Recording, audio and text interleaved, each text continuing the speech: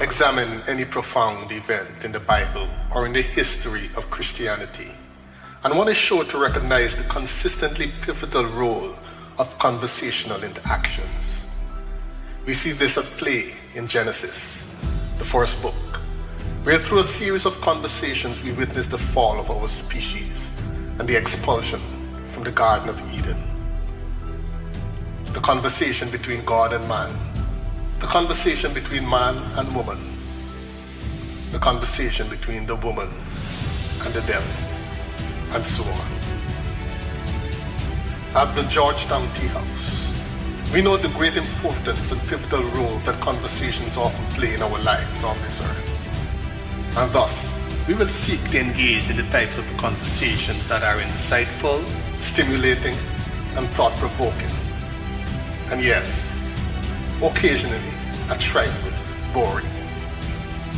Our hope is that with each visit to the tea house, we can become better aware of who we are, of our relationship with God, and where we stand with each other and the rest of humankind.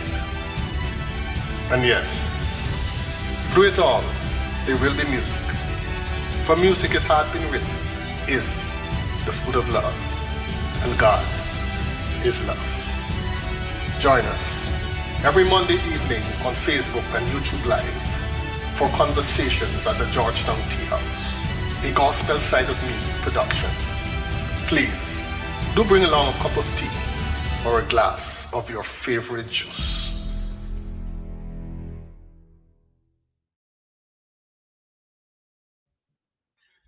All right. Good evening, one and all, and welcome to another edition of the Monday Night Conversation at the Georgetown Tea House. With me, I have Tyrone. We're waiting on our brother Randy to drop by. But in the meantime, we're going to get rolling. How are things at your end, Tyrone? Hi, good evening, everyone. Good evening, everyone, wherever you are. Good evening, morning, night, whatever it is. Welcome to the program. Thank you for being here again. On my side, for the weekend, they had quite a bit of rain and wind. It's a bit very windy.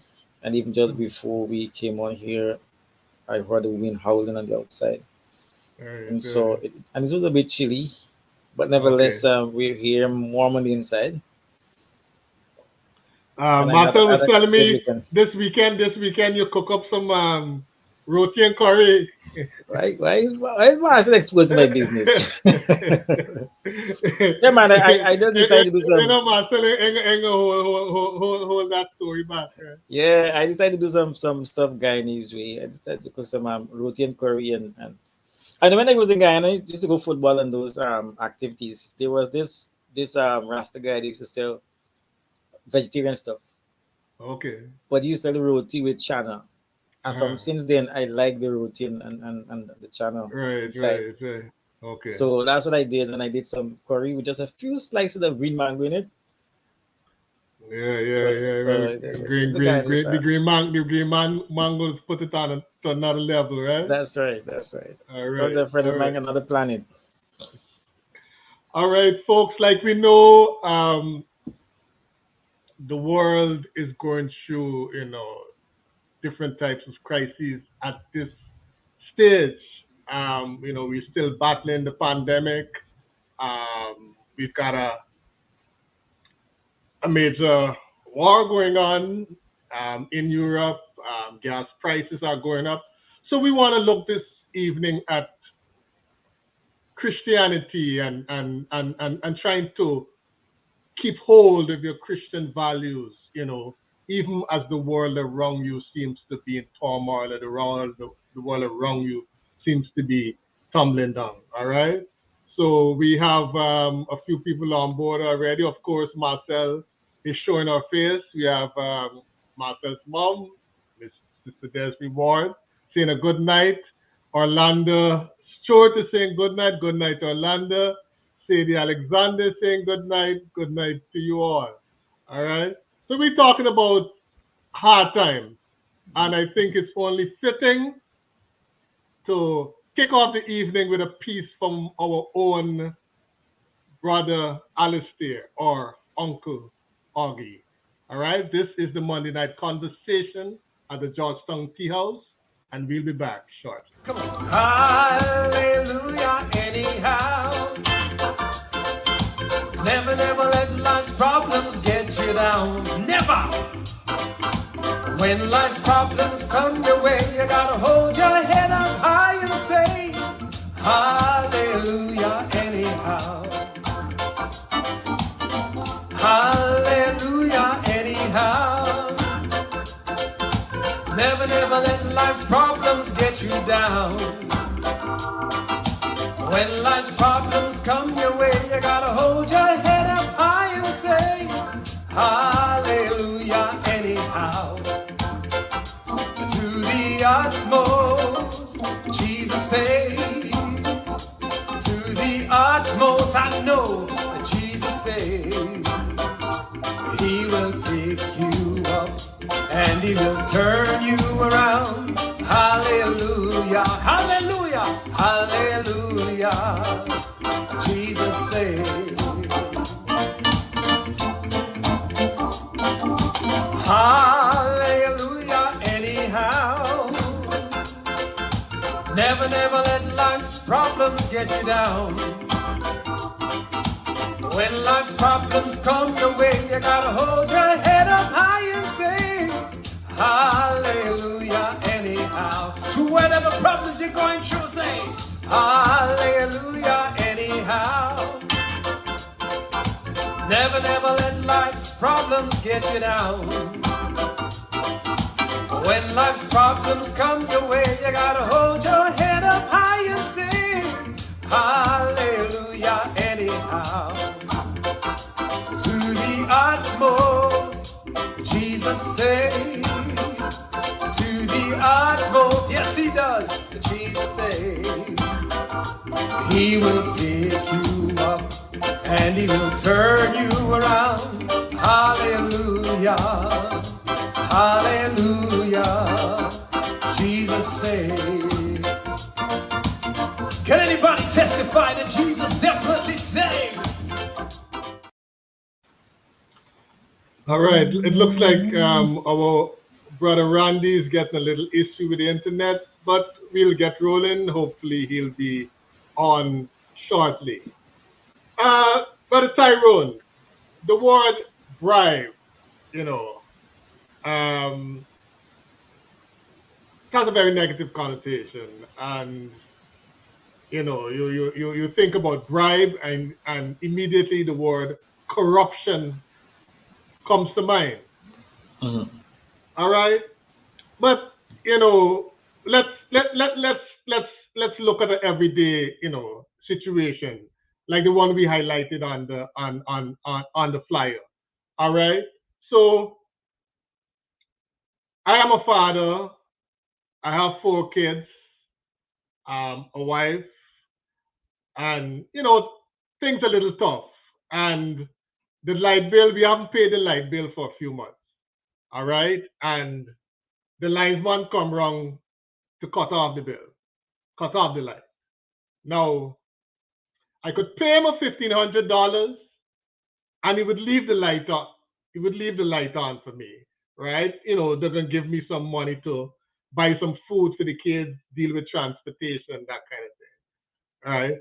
Now, as a Christian person, is it okay to pay that $1,500 and ensure the comfort of my family, or should I be thinking of a totally different option?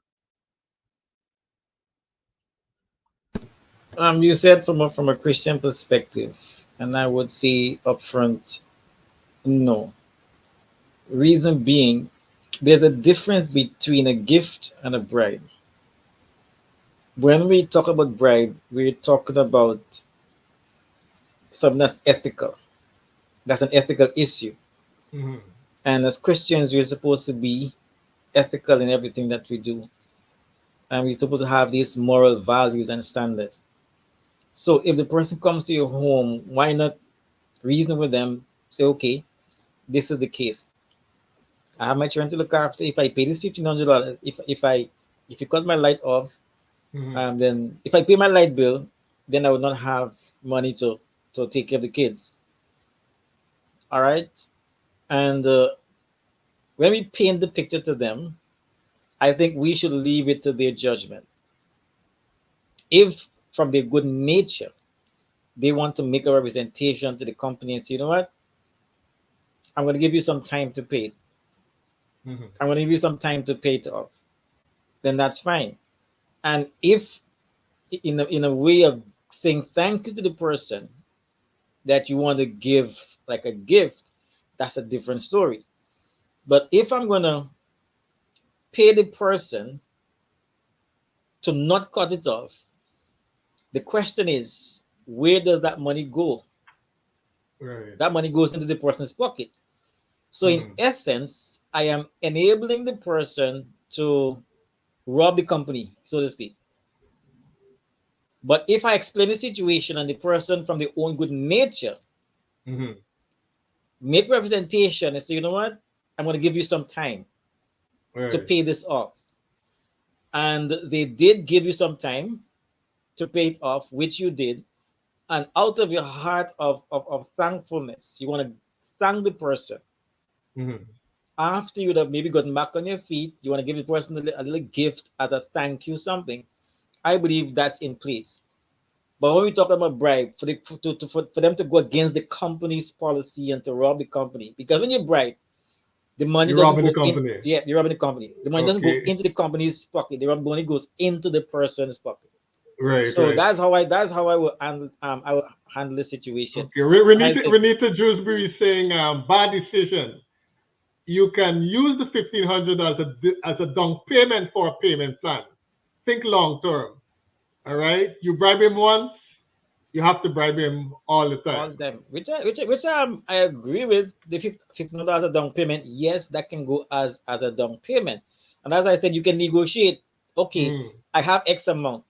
I'll pay this. I'll pay you 500 to go or towards the bill, and give Mm-hmm. me some time that I can pay off the rest, basically in installments and so on. They're basically different payment plans that you can go into, where you can Right. Right. they can actually pay the bill and still have something to take care of your kids. Right. But no, Orlando's taking a different route. Orlando's saying, "Oh, I'm paying the 1,500. I have kids to feed. When I get paid, then they'll get paid." But again, the question is, who are you paying? Mm. That's my position. Who are you paying? And from a Christian perspective, who do you trust? Mm. The issue is, do you trust God enough that if you're honest with your dealings and not bribe, that God will provide for you? In fact, the Bible spoke against bribery. I think it's somewhere in the book of Numbers. Mm. It is said, Numbers or Exodus. So one of the book Old Testament, it says that bribery corrupts judgment. Mm. In other words, when you bribe somebody, you corrupt the way they perceive things, and the fairness of a judgment. So bribery corrupts judgment. Or Okay. I can still have my light cut off. I still keep my $1,500 and I still buy my food. It's Mm. just that I would just have maybe to use lamp or candles or something of the sort. There are many Okay. ways around it other than bribery. Bribery. Right. Right. Right. So you spoke about, you know, the gift, and when a bride, Mm. when something is a gift, you kind of hinted at it's okay. But what's the difference in your mind between a gift and a bribe? And can't a bribe be a gift? A gift, in my view, is a gesture to say thank you for your Mm, kindness. A bribe is an action that has in it the idea of corrupting judgment. of giving an unfair judgment, so to speak, of um, getting the person to go against the moral values, the ethical values. Whereas a gift is just say, you know what, I'm just saying thank you. And most times the gift is after actually the kindness has been done, while the bribe always goes before the action has been done. So I don't think a gift can be a bribe except it be from the receiver's perspective. Okay. Okay. But look at this scenario, Brother Tyrone. You you've gone to uh, some unknown territory or unfamiliar territory um, to preach, and wherever you're preaching, there are a few people who just you know they come and they're very disruptive. All right, they come, they disrupt the service, they make noise, they create distractions and so on. Mhm. And somebody says, Brother Tyrone, if you go to the leader of this gang and you give you $1,500, he can leave us alone. All right, we're gonna be able to pray, sing our praises, etc. Now that just happens to be the way things are done there. How do you deal with that? How do you approach that? So in other words, I'm bribing a person to be quiet. You're bribing the person to be quiet. I think that bribing in any situation is not good. It's a bad decision, as one of the contributors said. In that situation, I always believe in negotiation. I always believe in negotiation, in sitting down and reasoning out. There must be a reason why they're disruptive, why they're doing what they're doing. They need attention. What attention do they need? We don't know. So in discussing and sitting down and seeking them out as to why they're doing what they're doing, then we can take it forward from there.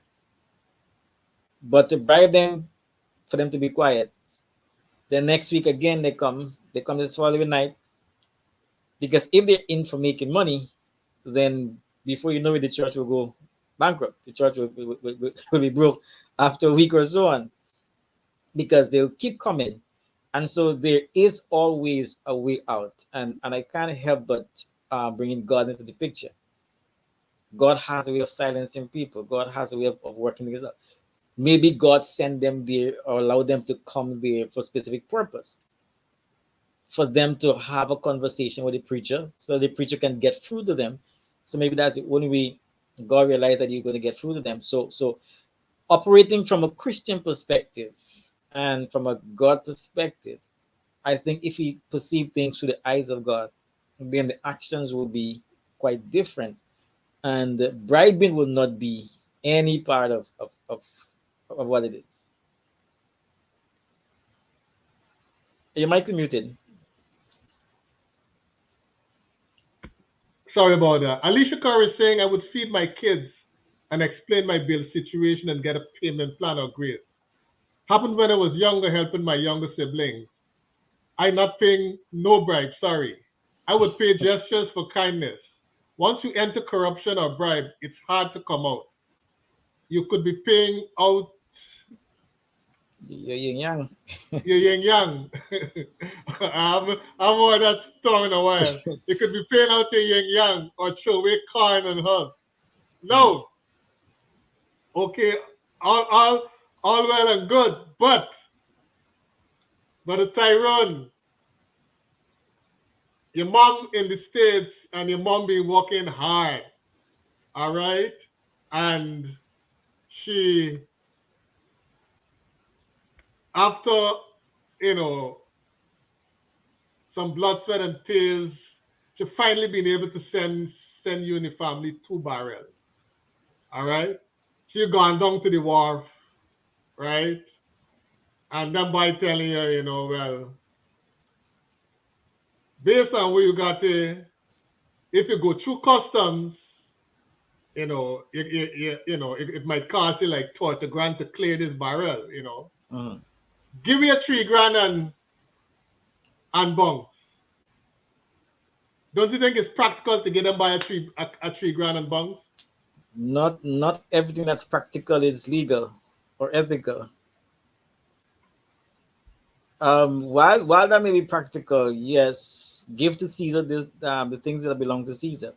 But if you don't have the 30,000, There are ways of but you getting the do thirty but you thousand. do have the three. There are ways of getting the 30,000, Mm. and there are many ways of getting the 30,000. You can borrow because if you have stuff in the barrel that you can sell, you can actually make back the 30,000. Mm.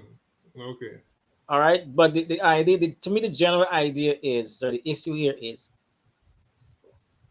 whose pocket, whose pocket is the bribe going into?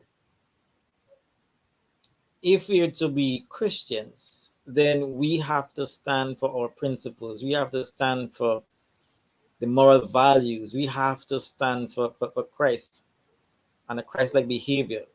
Mm. Christ said to Peter, go into the sea, take a fish. What do you see in the fish's mouth? He said, a coin. Whose image on the coin? Caesar. Christ says, render to Caesar, or give to Caesar the things that belong to Caesar, and unto God the things that belong to God. What belongs to God is honesty, truthfulness, integrity. Mm. What belongs to Caesar is his $30,000. So the decision is, do we give to the person the $30,000 and give away our integrity, our honesty? Are we giving to God what belongs to Him? Our heart, our honesty, our truthfulness. So that's where it is for me. I get your point, Tyrone, but you guys in the chat can let me know. But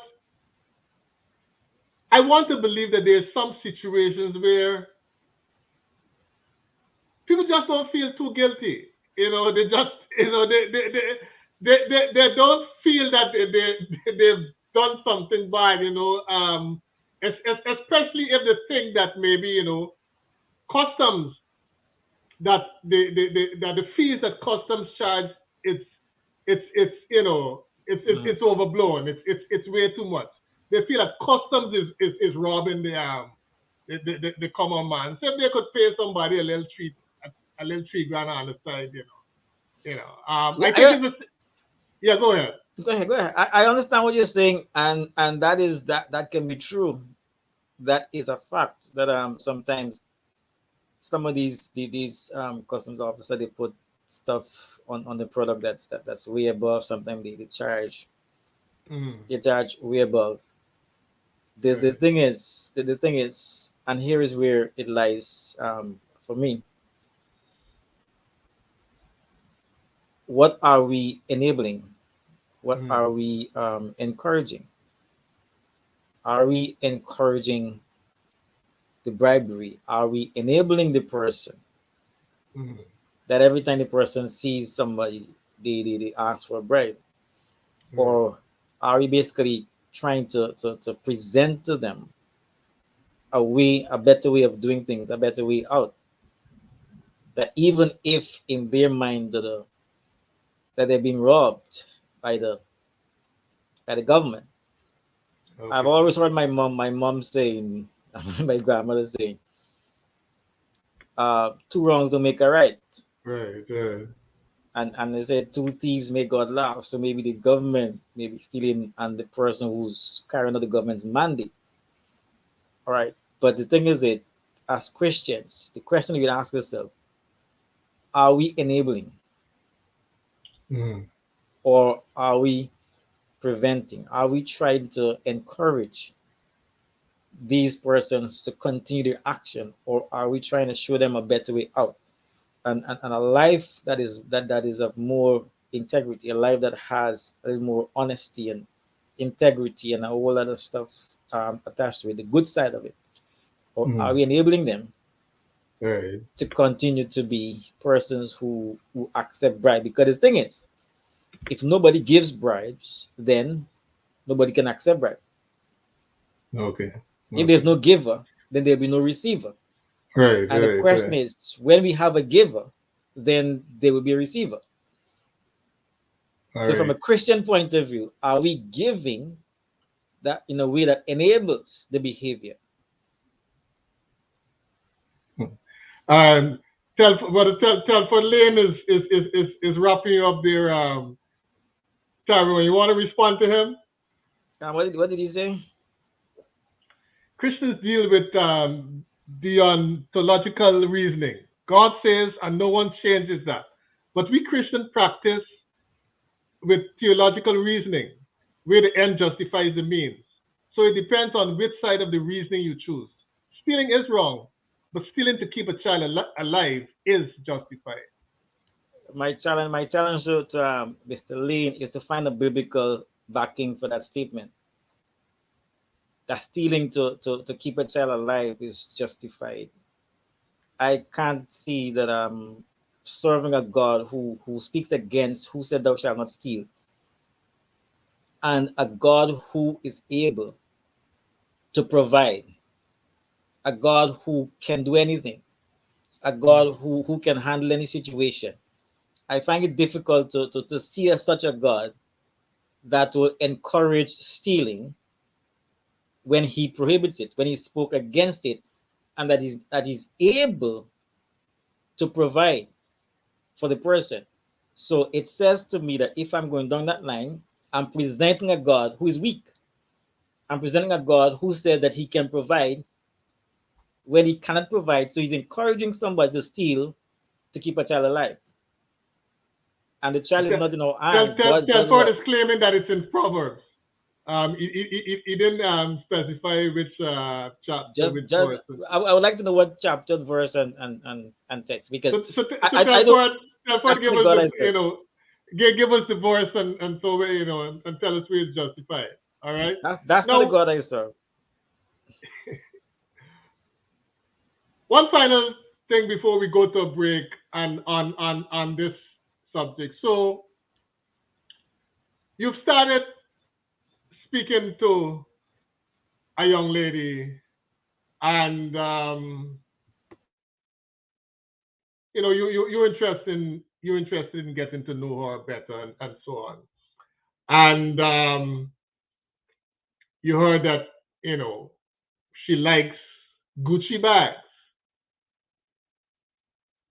Now, if you go out, because you would have heard that she likes Gucci bags, and um, by your calculation, if you purchase a Gucci bag and give her, you may endear yourself more to her. Now, it's not a bribe if you go out and buy this young lady a Gucci bag, knowing that hey, she loves Gucci bag and she goes crazy when you know she gets Gucci thing. Is that a bribe? Are you corrupting our judgment? I don't think so. I think You see that as a gift. it's a gift because it can come from a heart of love. Mm. Because I love the young lady, so I'm going to purchase her a gift. I'm going to present her with a gift. So in that manner, and that's the same thing God does for us. You see God bribing us because God gives us gifts out of a heart of love for us. He presents us. He said he causes the rain to fall on the just and the unjust, and so Mm. he presents us with gifts, Gucci bag and whatever it is, car, house. But he Right, gives right, us right. he gives us gifts, but the Mm. gifts come from a heart of love. And here is where I would basically try to differentiate between the gift and the bribe, because you're not encouraging the young lady to do anything wrong. Anything wrong? No, you're not encouraging her to lower a moral standard or moral values and all the rest of it. That if you're giving her the gift just to have a sexual encounter with her, that's a different story altogether, which I will not go into. But if you're trying to win her heart, if you're trying to express your genuine love for her, and you decide to buy what she likes, then it's I'll see it as a gift. It's a gift. Yes, the Oh, gift to get her heart. Connie Alsham is asking, is it a gift to get something? So if I gift the customer to get my goods out, is bribe.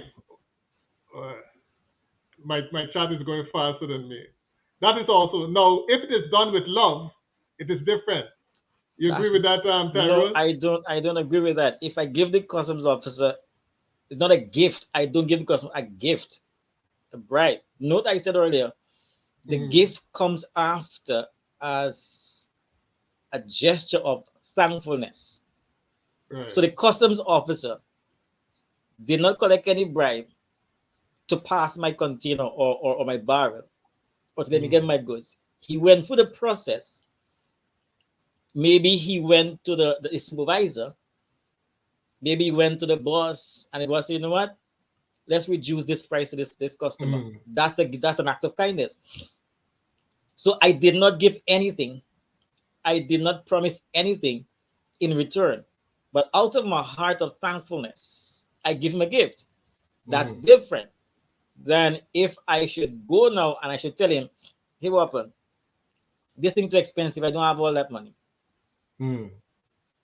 If you can just change the figures on the form, because they have an original document. If you can just change the figure on the original document, I'll give you a little piece of something. That's bribe because he's changing an official document where if the amount is seen by the supervisor, Mm-hmm. then it will change the whole perspective of how much you have to pay. It's like you're presenting a financial statement and you basically change the figure in the financial statement so as to show that you did not make as much profit as you actually did. Mm-hmm. Then it becomes a matter of material. It becomes very material because had that figure not changed, it would change the entire perspective of the company's profit. In the same manner, if I go to the customs officer and I Right. ask because there's a document that says Mm-hmm. this barrel has XYZ inside and it costs XYZ, then Mm-hmm. there must be a document that has the number, the figure. Now, for me to bribe the customs officer, then he has to go and change the figure or do something or hide the paper or just conceal something. That is what I'm talking Okay. about. That's bribery because that's corrupting the judgment of That's the officer. corrupted. All right. Telford Lane dropped by to give you the verse there, Mhm, Tyrone. He's saying Proverbs 6:30, mhm. men do not despise a thief. If he steals to satisfy his soul when he is hungry, Jesus' great grandmother was a prostitute. She lied to hide the Israel spies, and in the New Testament, she was counted for righteousness. Telford's point. I want Telford to continue reading that same Proverbs chapter 6. Proverbs chapter 6. And then he will see that it says that the person needs to pay it back. Right there in Proverbs chapter. So the context here, and I've heard that statement many times, Mm-hmm. where persons use that to justify stealing. No sin can ever be justified before God. Right, right. If you look at the Rahab, the one that he quoted, reference, Mm-hmm. sorry, Rahab's story, Rahab made a statement before she hid the spies. Rahab said, I believe that you're God. So Rahab's whole entire belief system changed. Mm-hmm. Rahab's entire belief system changed. So we here we look at Rahab and say that she lied and all the rest of it. But Right. Rahab entire belief system changed. Said, I believe and I know that your God is powerful. Mm-hmm. I know that your God is this and your God is that. So Rahab already believed God, and it was Rahab's belief in God that was counted as righteousness, as faith, because what she did, she acted based on the faith that she was gifted with by God, Okay. because she believed God.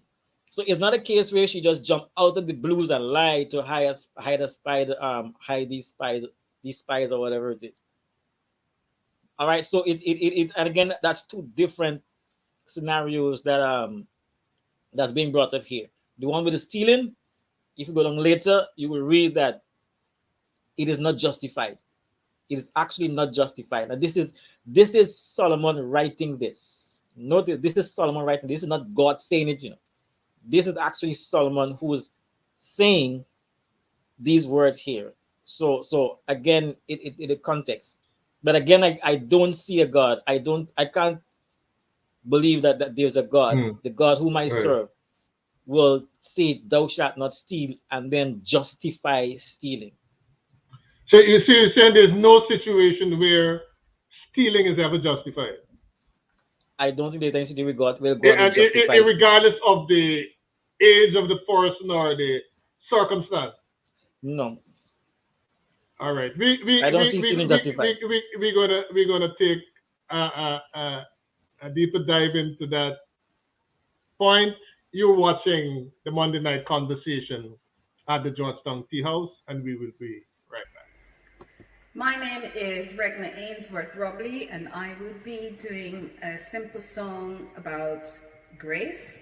And I am hoping that the words of this song will be the prayer that each person will offer up as you hear the words of the song. It doesn't matter who you are, where you've been, what you've done, God's grace is sufficient.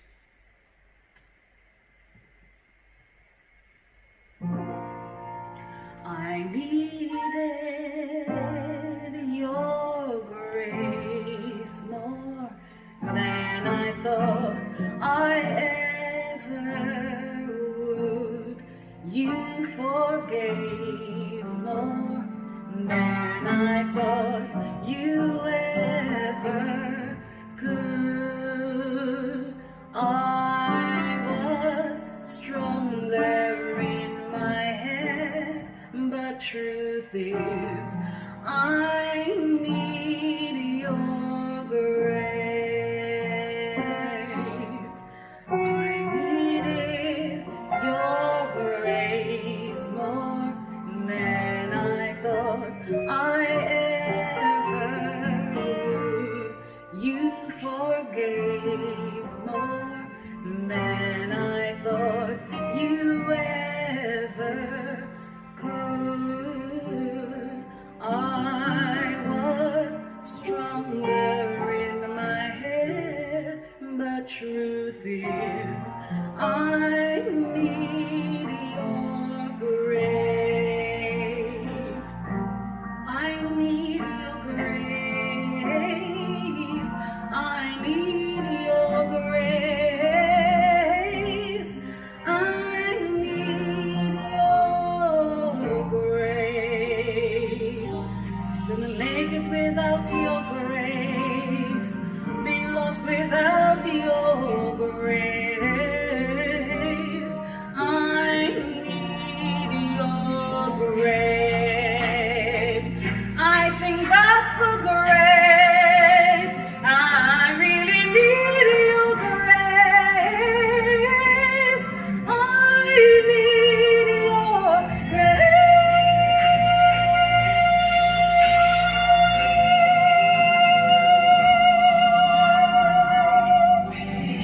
Oh yes, I need your grace.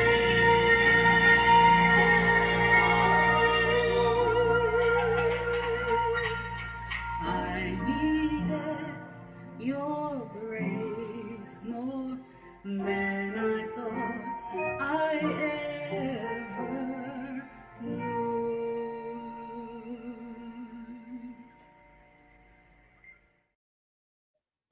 All right, that was Regna saying about grace. Amen.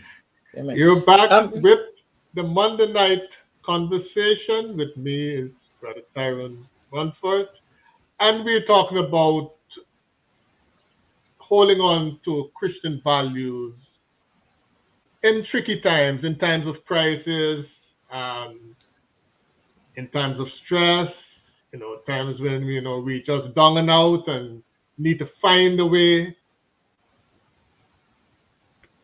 to get ourselves out of a situation and so on.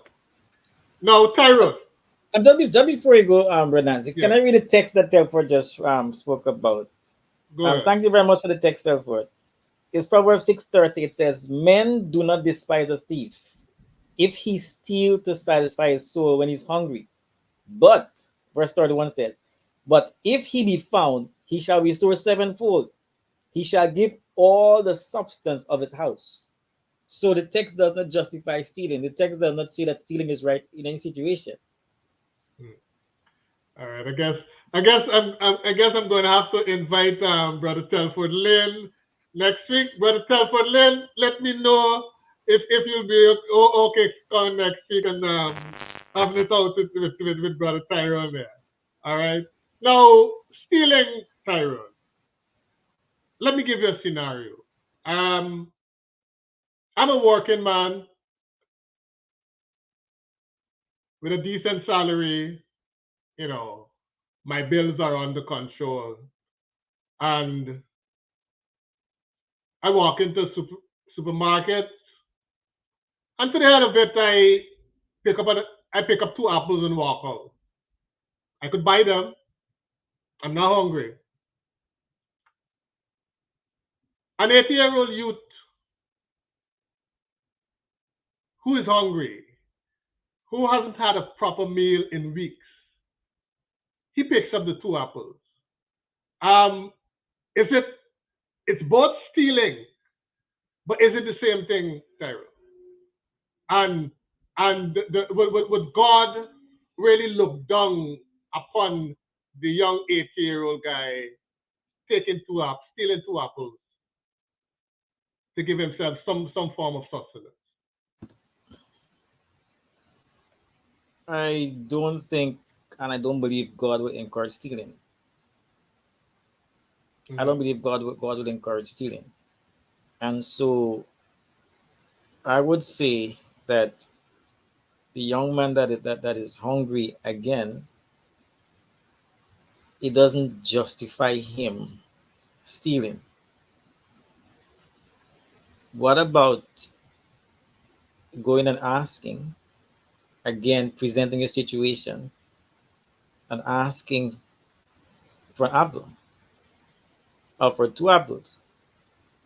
And I'm certain the God that we serve Mm-hmm. will provide somebody. And the thing that we have to remember here is God has given us and God has blessed us so that we can bless others. Right. The reason why people are starving is because of the selfishness of the human heart, selfishness and greed of the human heart. I personally believe that we have enough food in this world to feed everybody and for everybody to be satisfied. Mm-hmm. But because of our selfishness, we don't share, we don't give. Having said that, to encourage the young man to steal, to say, okay, because I'm hungry, I steal. Then the child goes into school. He doesn't have anything to eat. He goes into another person's lunch bag. Because I'm hungry, I steal. And then he gets into Form 5, grade 10, still in the same situation. He goes into another school bag. He Mm-hmm. steals. I steal because I'm hungry. And then he becomes an adult, goes to the workplace. Persons leave their food in the fridge in the workplace. He goes and he steals because I'm hungry. What happens now? What are we encouraging? We are basically enabling a behavior, an attitude that says, if I don't have and I need, then the only way I can get it is by stealing. I am looking here at the bigger picture. Yes, as a child, the child needs food, but can't we teach the child a better way to access food when they're hungry? Because if we enable and the behavior becomes a habit that every time I'm hungry or every time I need something, because the thing is, hunger is a need. Mhm. So the bigger picture here is every time I need something and I don't have it, then instead of negotiating, instead of asking, I can steal to get it. Mhm. All right. So I am not going to encourage or to say that the guy, the child has a right to steal. No, the child has no right to steal. The child can ask. If I don't have, I ask. If I need something, I don't get it, I Mhm. ask. So that we are training. The Bible says, train up a child in the way he should go. And when he's whole, depart from it. So we might be looking at it from this one instant perspective. But remember, if the child is in need, then the child will go hungry very often. And the child goes hungry very often. What are we telling the child? That if I'm hungry, I don't have to ask. I just go and I steal. And before you know it, we encourage and we train this young man or this young child to steal, to get, to steal, to get. And then it spills off now into bigger problems for society. Because when he gets older, because we have trained him or her to Mhm. steal because I'm hungry, to steal to satisfy a need, then when he gets older, that behavior has already been implanted and embedded in him now. It becomes very difficult for him to basically, you know what? I have to work for what I get. I have to work for what I need. So I believe there's a better way of letting the young man, the child, know that hey, stealing is a no. There's no justification for stealing whatsoever. But in life there would have been people who would have done quote unquote bad things while they were in dire straits, but they did not necessarily keep on doing that same thing when they were in dire straits. And then there's the other issue that, okay, like you've repeatedly said, what about asking? There are a lot of people there that that a young child with a torn shirt, torn pants, busted up slippers. Um, there are a lot of business people there that a person looking like that can never approach, much less ask. All right. Um, Usually, the business person who is approachable, that child would not even have to ask. From the time the person sees Mhm. them, hey, come by, look. All right. So, in yes, it may be good to ask and thing, but sometimes they're not in a, they're not in a position to. Now, the other issue is, like you're saying, thou shalt not steal is one of the commandments. All right. Mhm. And so you're saying, under no circumstance, should anyone steal. Um, Now we have another commandment: thou shalt not kill.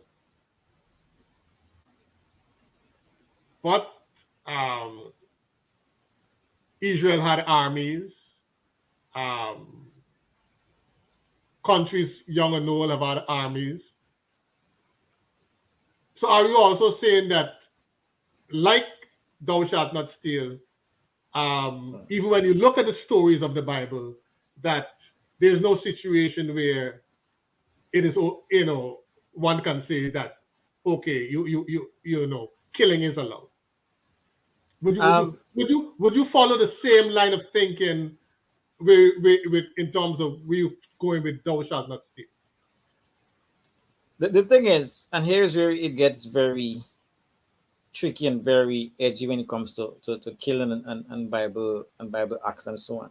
Hmm. Because there are a lot of schools of thoughts when it comes to different um, incidents in the Bible. Just the other way, I was speaking to a gentleman, and it's a discussion among a lot of theologians, the book of Joshua and Moses, if these were Hmm. basically real incidents and so on, and what gave them the right to do that.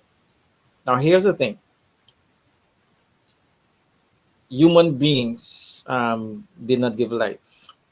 Hmm. And so no human being has the right um, on his own volition and on his own will to take a life. Let me say that again. Human beings did not give life. And so human beings on his or her own volition Mm-hmm. does not have the right to take anybody's life. When you're talking about wars and so on, you're talking about countries. And Right, here we're right. talking about defense. Mm-hmm.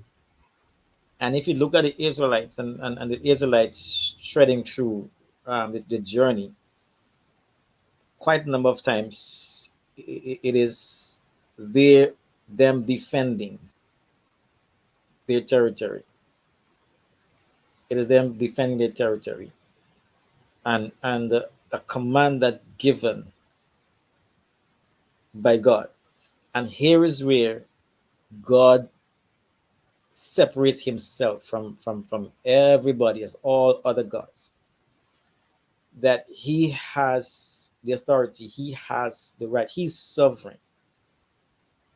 And the thing is, whatever God does, he doesn't have to justify it for anybody. He doesn't have to reason or tell anybody anything. Whatever God Mm-hmm. does, it is always right. It is always good. It is always for human enhancement. It is always for the betterment of the human race, of human beings. And so for me, I can't sit here Mm-hmm. and take the place of God. I'm not God. That's way out of my pay grade. Way above my pay grade. But killing, when you talk about killing in the Bible and stealing, I don't put them on the same level for the simple reason that man has not given life, Mm-hmm. and man should not on his own volition take life at his own will and at his own fancy. It is only God who can instruct. It is only God who has the authority and the power to do such. So that Okay. that is where I will basically deal with that. All right.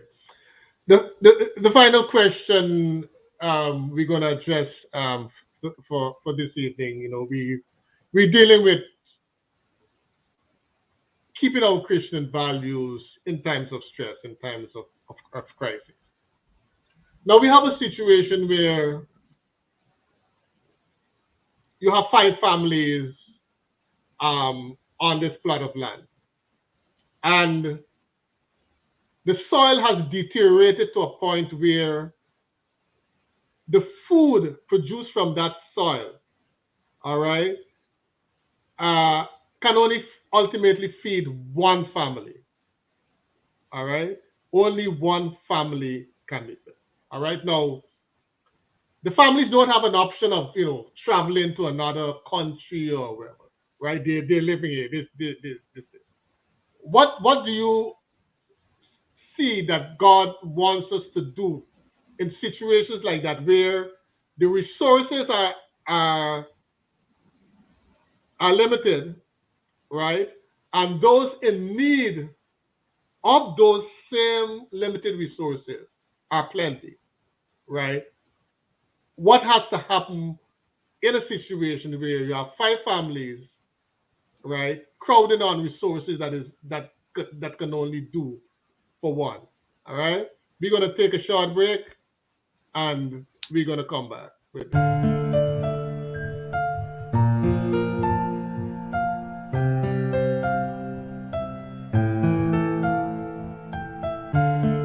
If I ask for things that I should not ask for, if I pray for things selfishly, if I ask for myself and not for my neighbor, lift this veil from my eyes and let me see.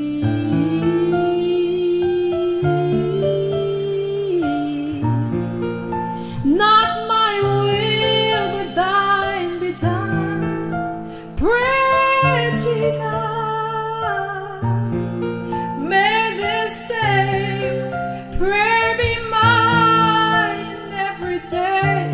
Oh Lord, I pray. When this robe of flesh that I wear makes me falter, hold my hands, guide my steps all the way. Hold my hands, guide my steps all the way. Every day, hold my hands, guide my steps all the way.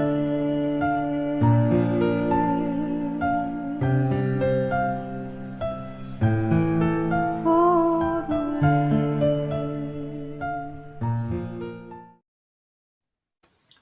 All right. Randy, Good night. Good night. Good night, good night. as we say, it's better late than never. What's going on? What's going on? I am great, man. I had a little mix up in the timing, so I'm sorry to be on here late. Yeah. I was telling myself, yeah. Yes, I figured that. Sorry about that. So yeah, we ma'am. should have remembered it on our end. Not Yes, for yes, the 8:30. So what's going on? Have you been able to listen to any part of our conversation? yes. Briefly, I was listening to it shortly before I got onto my cell, and I'm here now. Right. Okay. Cool. All right. So I had come to a close, and Tyrone, do you want to address the question? I'll address the question from God's perspective. We serve a God who's capable of doing anything. Peter and the disciples fished all night at one spot and they caught nothing. Christ came on the scene. Christ says, cast your net on the other side. Peter said, Lord, we were here all night and there's nothing here for us. Nevertheless, at your word. So my first point is if God's word have power to create this universe, he spake and it was done, he commanded and it stood fast, then God has the ability to cause the land to produce so that every family can be fed. That's number one. My second response is there are times when God allows things to happen so that He will reveal to us our hearts, the true nature of our heart.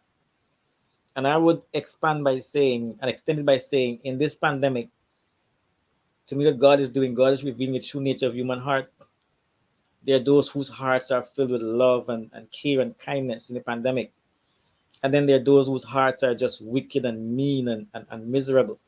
And so whatever unfolds, whatever happens in the world, whatever happens, it is God revealing the nature of human hearts, those who are His and what His love can do. So the family or the piece of land that can only feed one family, and there are 5 families present, it is God's way of revealing the true nature of the hearts of each of those families. And when we trust God, this young man had 5 loaves and 2 fishes to feed how many? 5,000 women. Men, sorry, beside women.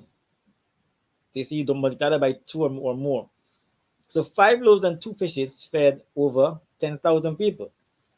Why can't one plot of land in God's hands feed 5 families? And I think what happens here in this crisis, a lot of individuals would have left God out of the picture. God is still in the business of providing. He says He will take responsibility to provide. And my final story as I wrap this up is the woman who could not pay her debt and her 2 sons would have been taken as slaves. All she had was a little jar of oil. And what happened? When God came into the picture, the jar of oil, the little jar of oil became an oil business. So whatever little we put in God's care, God can multiply it. And I've seen from my mother and family, especially on Sabbaths, when visitors just turn up at your home and you didn't prepare. All you have was a little enough for the family. And it amazed me how everybody who ever turned up was able to eat, satisfied, and they still had leftover. We are always amazed as to how this happened. But I serve a God who can multiply, who can provide. So I don't have to steal, I don't have to bribe, and I can basically maintain my integrity with God. Okay. Uh, Randy, the question was, you know, how do we think, God addresses certain situations? And the situation is this: we have a plot of land, 5 families on the land, but the soil has deteriorated to the point where whatever fruits, whatever comes out of the land could only practically feed one family. All right. Um, what should we as Christians do in a situation like that? How do you think God wants us to address such a situation? Um, well, first of all, um, I believe God will want us to rely upon Him, right? I totally agree with Tyrone. God who spake and things came into being is the same God who is able to sustain. You understand? And sometimes God places us in situations to recognize that we really need to depend upon Him. Sometimes we're gonna find ourselves in situations because many times when things are good and things are easy, we we tend to rejoice and sometimes glorify self, thinking Mm-hmm. that is what you would have done, and oftentimes we forget the creator behind who made all things possible in the first place, you know Mm-hmm. and so God has ways of humbling us, bringing us to our knees so that we can really depend upon Him and recognize that, hey, this is my show. I am in charge. I am God, and we within ourselves we are really nothing. So in a scenario like that, um, that's a scenario that you really have to trust God.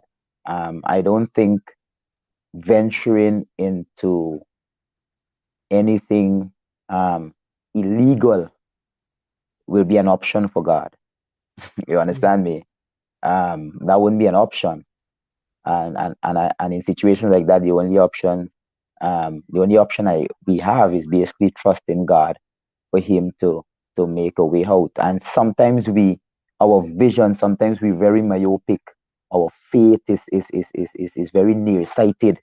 You understand Mm-hmm. me? And so we only see things in a certain way, and how we perceive it or how we see it or visualize it, it's not possible in our sight. But really, what's not possible with man is possible with God. God works in mysterious ways, and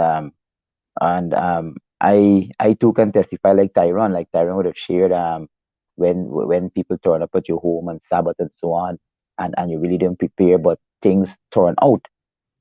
I remember, um in my younger days, I remember really, was down to my last few dollars, and I was wondering, how am I going to last till payday, you know? And I really prayed about it. I really prayed because I really didn't see any way possible of asking, of getting this thing other than probably stealing. I'm not a person who would like to ask somebody for some things. And even though I had my family and so on, I still yet wouldn't ask like that, you know. But then out of the blues, a mail came and my grandmother just sent some money for me. You know what I mean? I didn't say anything to her. I mean ask her for anything. You know what I'm saying? And then she was saying, this can help pay the bills and pay this and pay that and pay that. And I had enough to pay the bills and still have some left over, whatever she said, whatever leave you can utilize. You know what I mean? And I'm trying to say that God works in mysterious ways. And we have to come to the point that we need to trust God to to take us out and to lead us out of certain situations. Okay. So to close, um, in terms of not going against your Christian values, are you both saying that look, ultimately it's a matter of trusting God when when all is said and done? Um, yes, basically, because I mean, you don't compound a situation by going and do something that is wrong or that is incorrect or illegal. You know what I mean? Hmm. One may tend to justify, hey, I'm hungry, that's why I'm stealing. I'm hungry, that's why I'm doing this, that's why I'm robbing people and so on. No, Hmm. you know, Hmm. maybe they I'm sure that they were other avenues presented to you, but in your own human way you might tell yourself, or you may not even recognize it. Perhaps they had some job pop up, but you were telling yourself that, oh, you're too qualified to, I mean, for that job. You know what I mean? You're sitting at home, you have fruits in your yard that you can sell or something of the sort, that you can have a little money, but you're too puffed up and so on. I mean, God is a God of avenues, and He opens ways for us to really come by if we really trust Him. And when we get to the point where we have to step aside of our Christian values to help our situation, that's when we're depending on ourselves and not God. That's when we're thinking that we can do it on our own, in our own strength, and in our own strength we're gonna always be failures. So um this our our trust in God is very important. And we really need to have entire trust and faith in God. Last night I was privileged to do a presentation to at um not last night. Well, last night I did a presentation, but on Sabbath I did a presentation at BA Church, and I preached on the story of Lazarus. And I made the point that Mary faith, even though she knew about Jesus and what he could have, and what he would have done before and so on, Mary and Martha, their Hmm. faith only led them to believe that Jesus could have healed Lazarus if he was still alive, or Jesus could have restored Lazarus if he was alive. From the fact that Lazarus died, to them it was hopeless. You understand? And so our Yes. faith must and our faith must go beyond just what we can perceive or what we can imagine. They could have only um, thought that Jesus would have healed him once there was life still in his body. He could have been so weak, but once he turned up on the scene, things could have been different. Things would have been Okay. different. So But you're then he saying said, no matter what the crisis, um, you got to trust we, God. we, we, we must trust God. Is that Yeah, your we have thinking to. too? Is that your thinking too, Brother Tyrone? I will agree with I will agree with Randy in that it boils down to trust in God. And if you look at the story of Job, there was one thing that the devil was after. God basically declared who Job was, a man of integrity. Hmm. And if you check all of Job's temptation, there was one question that came into being. Job never lost his integrity. And Hmm. whatever comes our way, the devil's after our integrity. And I would say this here because I saw a message popped up in the chat. When I talk about God providing, it is not only God providing physical food. God providing cabbage or lettuce or whatever it is. Mm. But God has given us wisdom that can be used to get us out of the situation. And here's where sometimes as Christians we lack, we don't understand what God has given to us. God said, I have given the power to get well.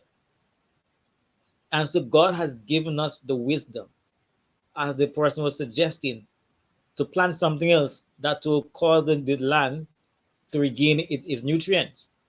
Because there's wisdom in this agricultural process that can cause the land to start bearing again. And so we must not limit God providing only to material things. He gives us wisdom, He gives us knowledge, and He gives us understanding to make things work. So you have a mango tree, you take the mango tree, you can make juice. That's God's wisdom He has given to you. Like the woman who had to sell the oil, that's God's wisdom. So God is a God who deals with us in a general perspective, and is not only limited to providing physical things for us. And I remember I heard one preacher said, all you need is an idea. Where the idea came from, it is God who put the idea in your mind to say, okay, do this. And if God puts the idea in your mind, then you rest assured that once you act on that idea, He will bring everything else in to pass. He will make you succeed. He will make the idea succeed. He will put the idea into plans, and once you move forward with that idea, it will happen. God gives us wisdom beyond what we can think or imagine. But I will ask you both: is it always practical to say to someone, "Trust God"? Is it always practical to simply say, "Trust God"? I would say it is always practical. However, we have got to again use the wisdom of God to speak to the person, because all the person might have seen is a blockage. For example, in 2 minutes, for example, when Abraham said to Sarah said to Abraham, put the woman out and her son. When they put Agar out with one bottle of water and a loaf of bread, into this culture and to this context, that's a mean man. And she sat there under the tree and she put her child some 10, 15 yards away because she said she cannot stand to see her child die. And when she sat there by the tree and she wept, God said, I heard the cries of your child. And immediately, when she opened her mind, she saw a well. The well was right there where she sat. But because of the situation, she could not see the well. Because her mind was blocked, she could not see the well. But when God opened up her mind, the well was there. So we don't necessarily have to repeat the words, trust God. But we can use our wisdom to show the person there's another way out. There's an avenue. And when the person would have come out of it through the avenue, then we can say, you know what? This is what God has opened up for you. Continue to trust God and allow Him to lead. So we don't necessarily have to go trust God, but trust God with a plan. Finally, for example, when what's his name? When Pharaoh dreamt 7 fat cows and 7 fine cows and all the rest of it, and Joseph interpreted the dream, 7 years of famine, 7 years of plenty, 7 years of famine. God had already put the wisdom in Joseph to tell Pharaoh what to do. So Joseph said, look, here will happen. All you have to do for the 7 years of plenty, ensure you save. So that when the 7 years of famine comes, you will have enough that will last for the 7 years. And then Pharaoh says, look, in whom can we find such a man with such a wisdom? God placed that wisdom in Joseph's mind. Joseph did not have to go to Pharaoh trust God, because Pharaoh knew nothing about God. And all that Joseph did was to relay and express the wisdom that God had put in him so that Egypt could have been saved, and by extension, and more importantly, Joseph's family could have been saved. So saying trusting God doesn't always require us to say those words, but to express the wisdom that God has placed in us to help the person along. But I Um, would ask, again, is it always practical? I mean, we understand the power of faith. We understand the power, and we would not dispute the power of faith and the power of prayer. But a pregnant woman and a toddler kid, is standing in her hand in the middle of a Ukrainian city with a Russian tank bearing down on her. What are we saying to that woman? What are we telling that woman? That's the best What time. how does trust God? What does trust God do for a woman standing in the middle of a Ukrainian city and a Russian tank that is determined to remove her from this earth is bearing down on her? That's the best time. There's nowhere else to go. All that she's facing is death. They Mm. have no absolutely no other way that she can run, turn, no other way. To me, that's the best time. So Yeah, it is. but is it practical? It's practical. It is practical. in that scenario, it's very much practical because you're looking death in the face. You know, I mean, Exactly. it's time to, I mean, you got to surrender all to God then, because it's only He Exactly. can practically take you out of a situation like that. I mean, you in your own strength can't do nothing, and I ain't see anybody coming and save you in a position like that. I mean, sometimes we miss God's blessing, we miss the blessings because we fail to see. We fail to see. We fail to Mm. recognize, what I mean, who God is and what God has done for us. Remember the children of Israel? God brought them out of bondage. When they came to the Red Sea, or when they came to the sea, what they started doing? They started to complain and murmur and forget it's God who would have led them out after so long in bondage. When they went into the desert of Zin, they start complaining again, oh, you bring us to this place with no seed and no water and all of these things. Mm. It's better go back.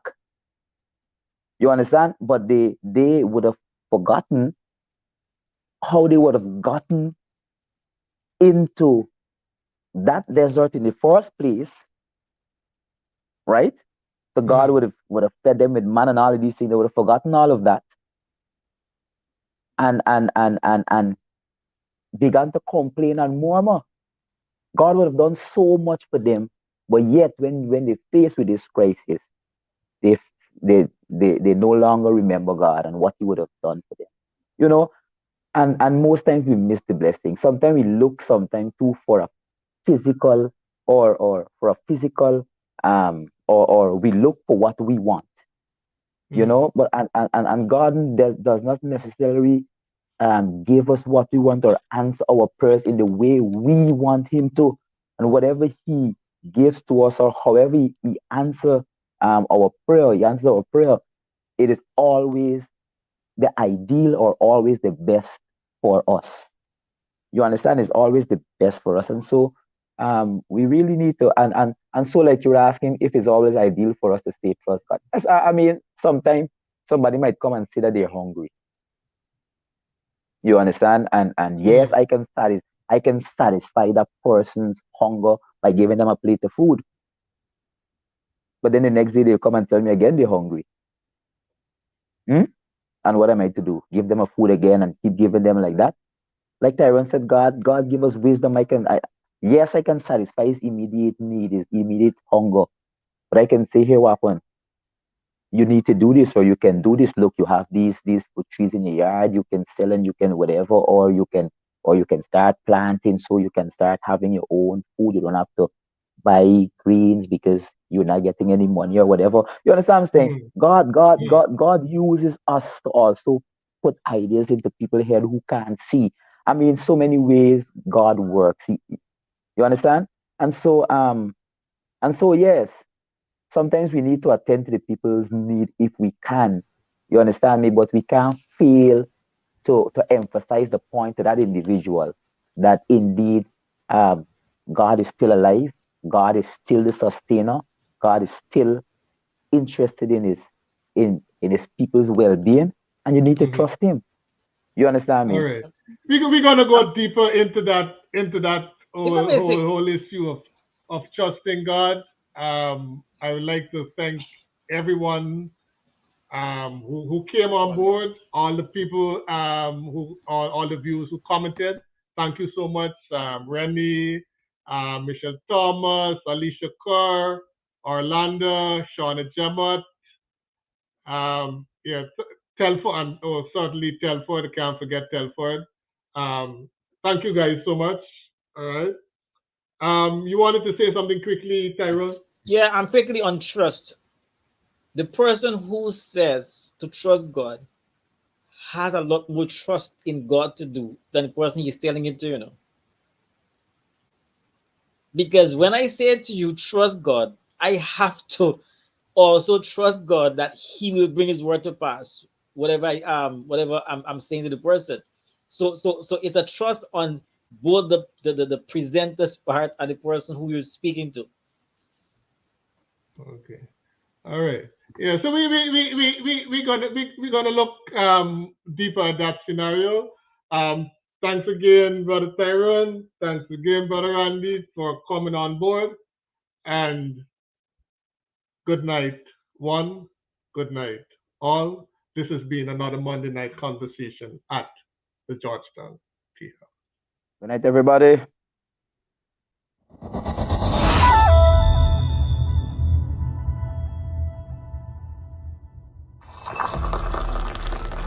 Examine any profound event in the Bible or in the history of Christianity, and one is sure to recognize the consistently pivotal role of conversational interactions. We see this at play in Genesis, the first book, where through a series of conversations we witness the fall of our species and the expulsion from the Garden of Eden.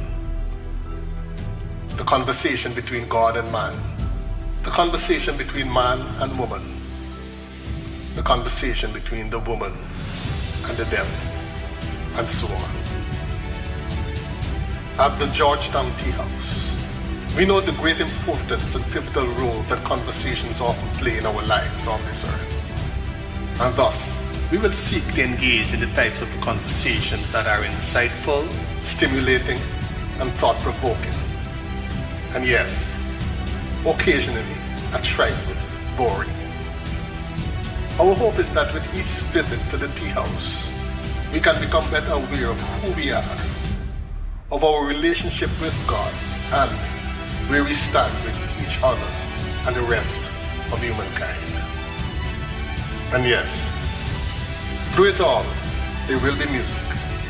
For music, it had been written, is the food of love, and God is love. Join us every Monday evening on Facebook and YouTube Live for conversations at the Georgetown Tea House.